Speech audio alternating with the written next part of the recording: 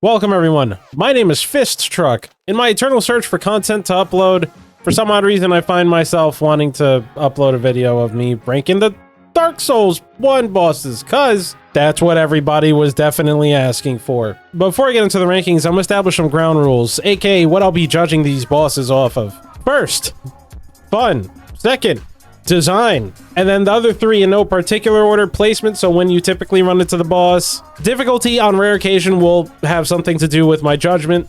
And lastly, lore. I'm not really a lore guy, however, there are some very rare occasions where it does hit hard. I guess maybe I should try and establish some credibility. I put well over 1,000 hours on Dark Souls 1. I've played through it more times than I can even keep track of, and I hate like half the bosses in the game. Is that the most compared to some other people? No. Is it more than probably 90 to 95% of the people who have played this game? Probably, yeah. Lastly, don't forget to fist that subscribe button, eat the poo-poo, all that kind of stuff, like ice cream. And also follow me over at twitch.tv/fisttruck, where I'm currently playing Sekiro. Hopefully I should be live shortly after this video goes live. Links in the description. So we're starting off strong. We're starting with the four kings here. I'm gonna start in the middle. The four kings. Technically one king at a time, unless you get the four and you fuck up the DPS check. Wait a sec. That means that in a game that rewards patience and taking your time and also build diversity, they decided to make a boss that has a fucking DPS check in it. So much like how you can find the four kings in the abyss, these fuckers belong in the goddamn Shadow Realm.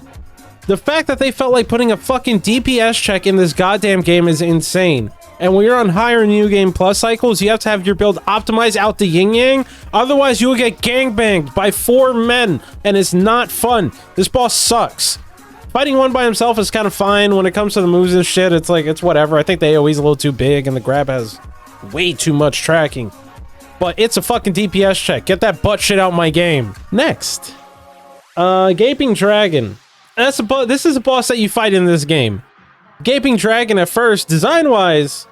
oh, by the way, when I said design, I kind of meant like the fight design, so that's why the Four Kings is in the Shadow Realm. When it comes to the Gaping Dragon, I mean like the visual design. It's alright. I don't think I'm the only one who's called this the Vagina Dragon. At least that's what I hope. Anyway, the actual fight itself just involves you tickling its feet, and if you do the fight properly, you get the boss in a cycle of just going up, going down, running forward, going up, going down, running forward. It's not very interesting, but at the same time, not particularly bad and not particularly good. But you know what particularly is? A boss that you fight in this game. I mean, the only special mechanic is the caster dude. If you don't kill him, then this fight is absolute ass. Otherwise, not really a big deal. Alright, next, we got Great Grey Wolf Sif. Everybody's favorite doggo. Going right there. Except the lore comes in to save the day, so it's good. Fun. Pretty fun. Nothing too crazy. Design. It's enemy with sword. However, the fact that it's a wolf with a sword is pretty fucking cool. But the lore behind this, when you get the soul, you read the flavor text, you know the shit about Artorias and how the wolf is there just protecting his man's grave. And then as you get the wolf near death, it starts limping around, making you actually feel bad about it. Probably the first couple of playthroughs, then the more you play the game, you're like, bro, can you just fucking die already? Anyway, it hits the right spot. And on top of that, fighting him is fun. It's a big thing. Fighting him is fun, lore hits hard. That's why Sif is a good boss. Next, we have Gwyn. This one is gonna slightly hurt just a little bit, because Gwyn is fucking cool. In the opening cutscene, this man is doing the goddamn thing. He's being cool as fuck. You play through the whole game looking forward to fighting this guy, and you finally fight him, and the fight is pretty cool. But... Parrying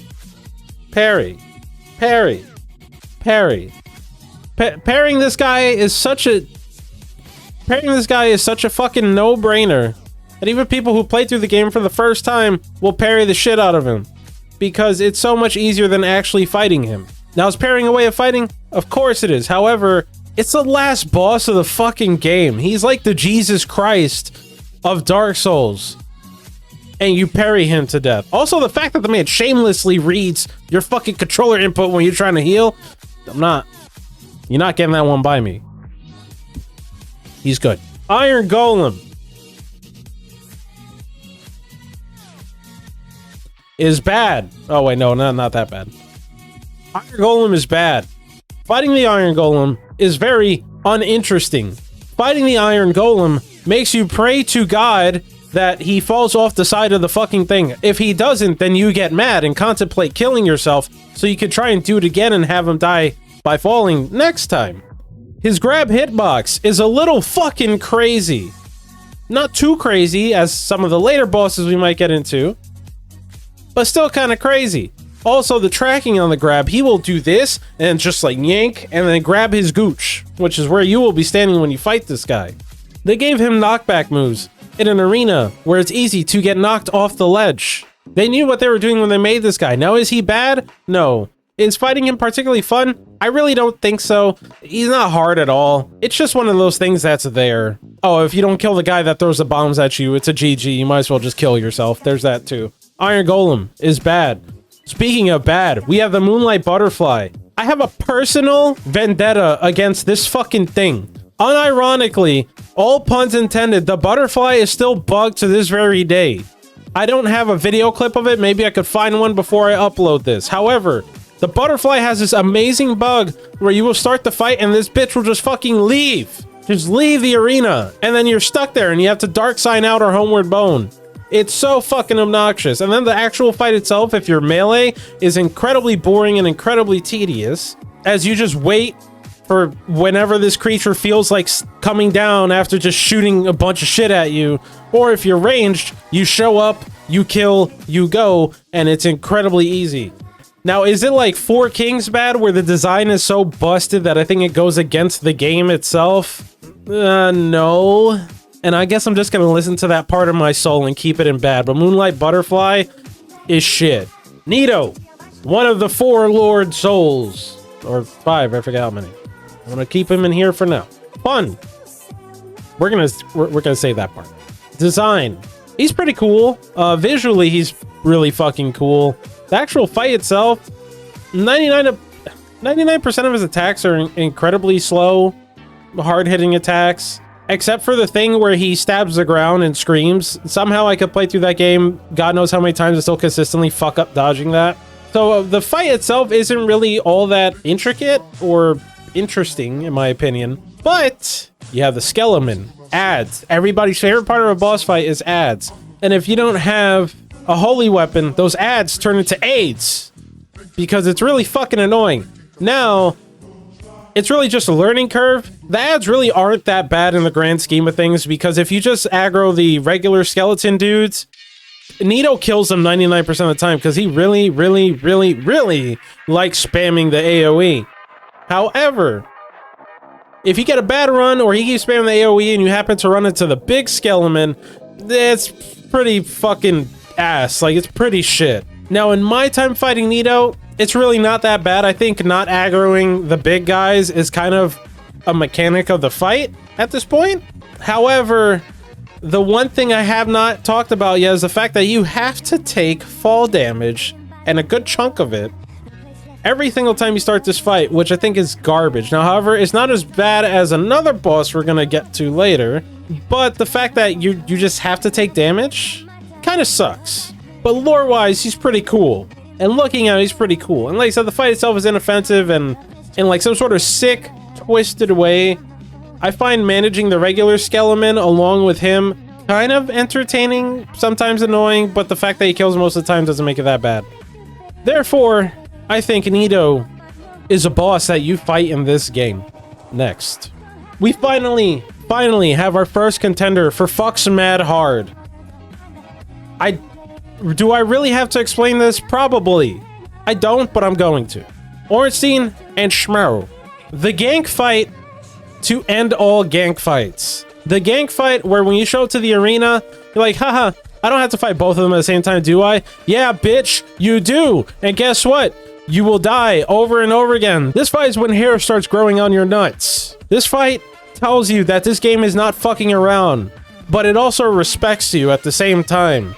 This fight is one of the most classic fights in all of the Soulsborne Rodin Ring. I'm sorry, and will forever stand the test of time. Everybody has a story for Smoo and Ornstein. Everybody. And Smoo and Ornstein's so good that if they didn't exist, the second half of the game will look better than it currently does. However, Smoo and Ornstein unfortunately does exist, so the second half of the game just pales in comparison to the lead up to these motherfuckers. You have a slow guy, a slow heavy guy.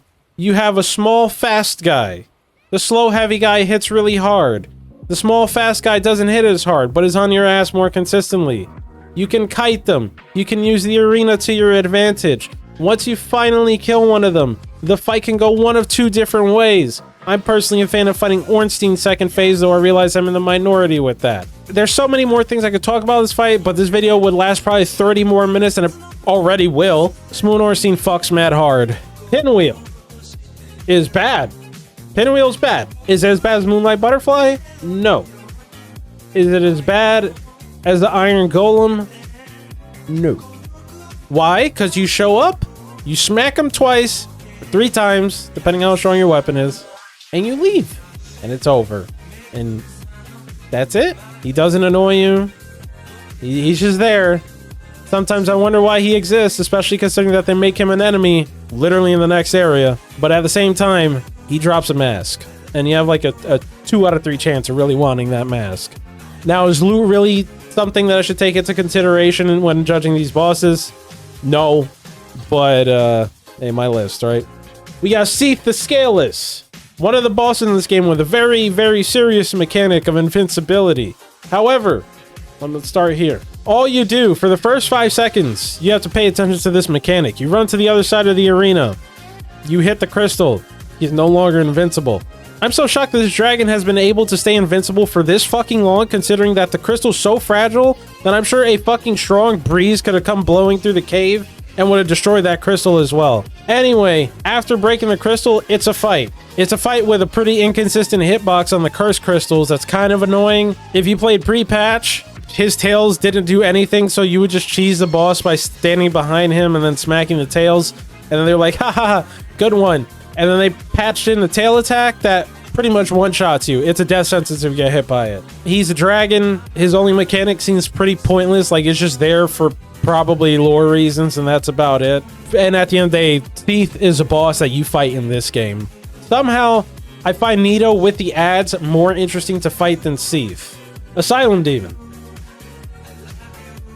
is a boss that you fight in this game. Now, placement. Big occurrence here. I think for some people, they might see the Asylum Demon as being bad. I don't agree with that at all. But Asylum Demon for a first boss is fine. He's fine. He's inoffensive. Does like 2 or 3 attacks. Nothing crazy. He belongs where he belongs in the game, much like the way he belongs where he belongs in this list. Now you have Asylum Demon, the Squeakquel.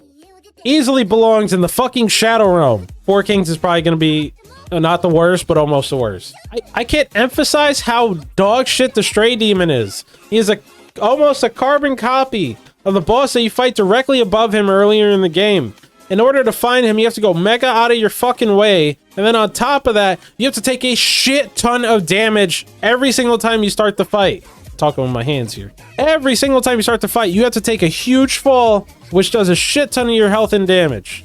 On top of that, easily the sketchiest AoE hitbox in the game. Fight me. You cannot say anything else is more sketchy than that fucking AoE. So what happens half the time you go into the fight? You fall. You take a shit ton of damage. You just go, bam, you're dead. You're like, okay, bro, you ain't shit without this AoE. This fight is just garbage incarnate. I don't know why the fuck they would do this. And more importantly, the fact that in a game where almost every boss is completely unique, you had to do that.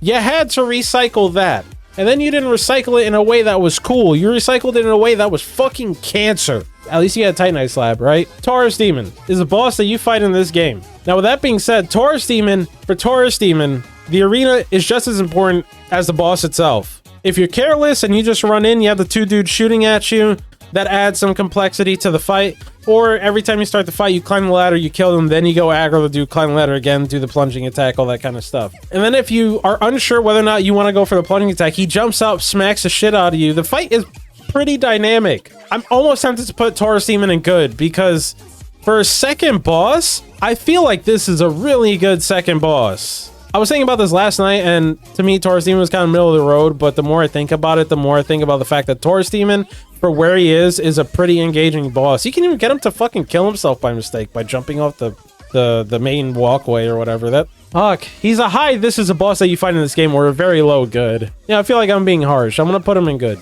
At first playthrough, Taurus Demon was a fucking blast to fight. I loved fighting Taurus Demon on my first playthrough. Well, you get your good with your bad, and you get your beta chaos with the whole rest of the game. Worst boss in the game. I need not say more, other than the fact that the boss is a gimmick. The gimmick is platforming. Fun! So much fun. And every time you get one-shotted, aka fall to your fucking death, you have to run back to the boss, and the run-up fucking sucks! Long time ago, but whenever I did a Soul Level 1 playthrough of this game, that was the worst. That was the fucking worst. Having to run up to this fight every single time can suck my dick. So at this point where the only way you want to do the fight is a speedrun strat, where they use the fucking monocular, throw a bomb, look the other way, throw a bomb, and then just fall in the tree branch and kill him. If that's the way to do the fight, it's a bad fight.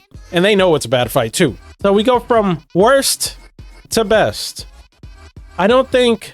Now, is it better than Smooth and Ornstein? Smooth and Ornstein does a thing that I don't think Artorias can, which is teach the player to get their shit together. Because by the time you get to Artorias, you've already beaten the game or you're at endgame. So, you kind of know what you're in for, or you should.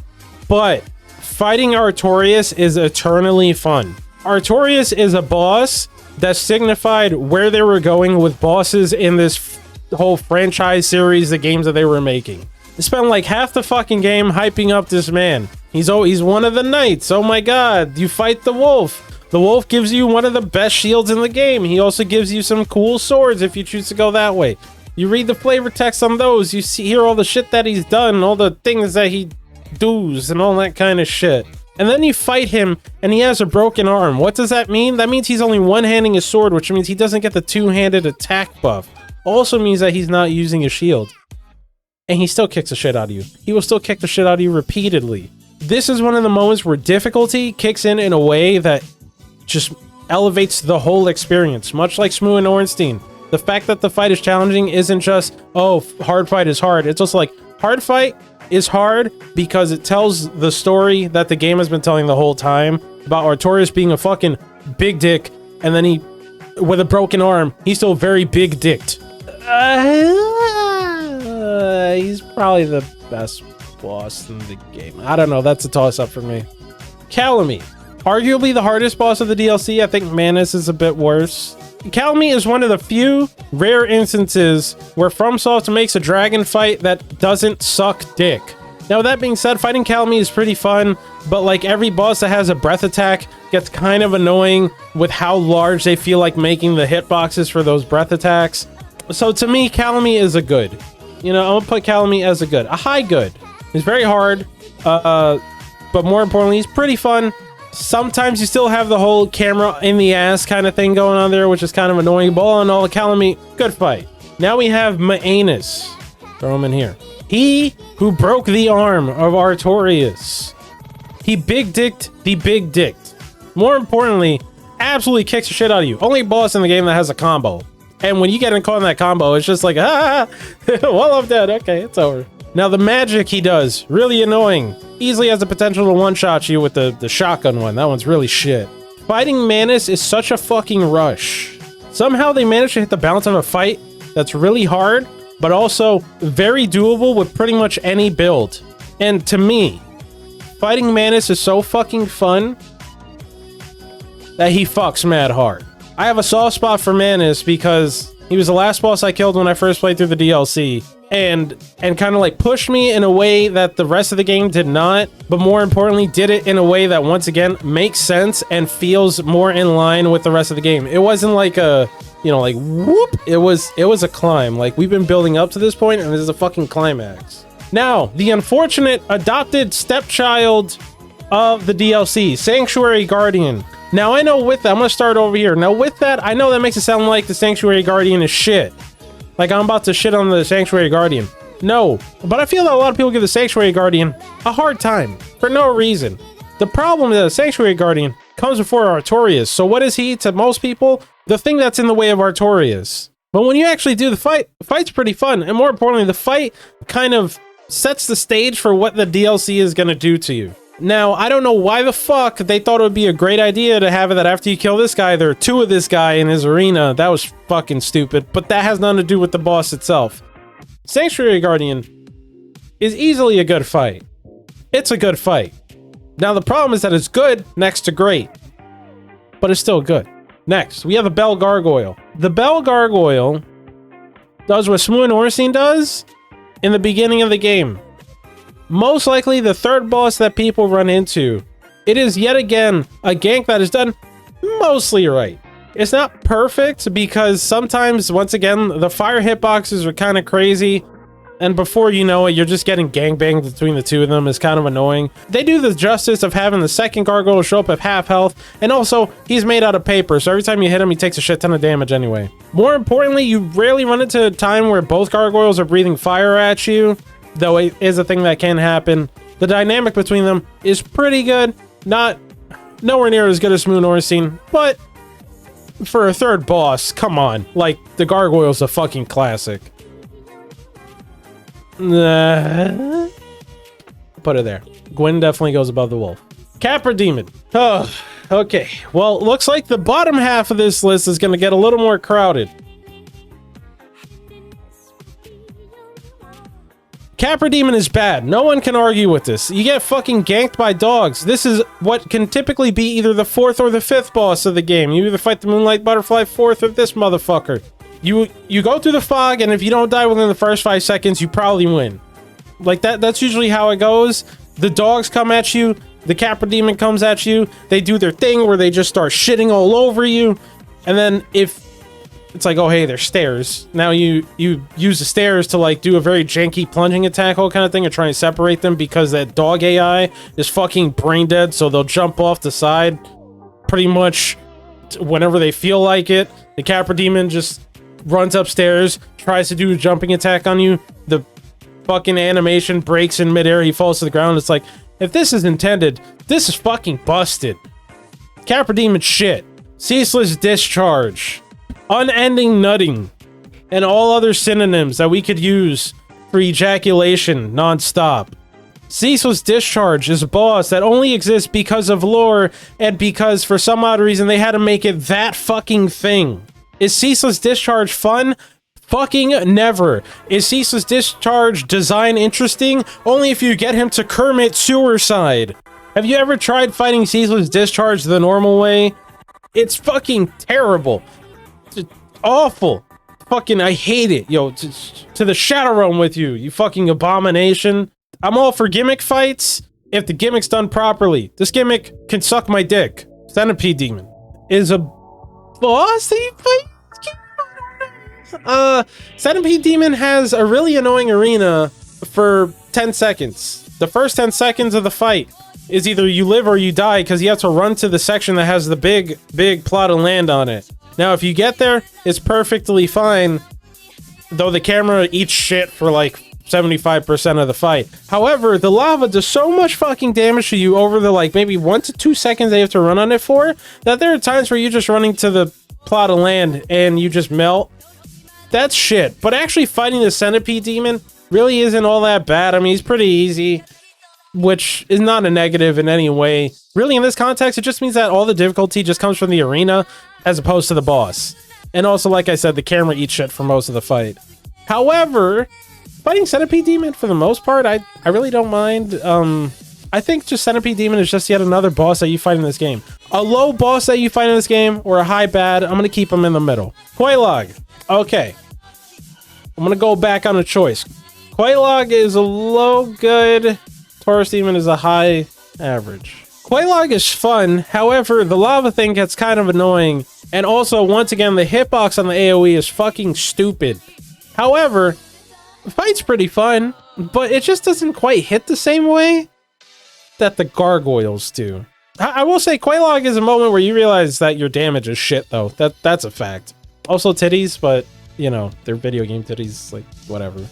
Anyway, Priscilla is a boss that you fight in this game. Lore-wise, you can get into all that shit.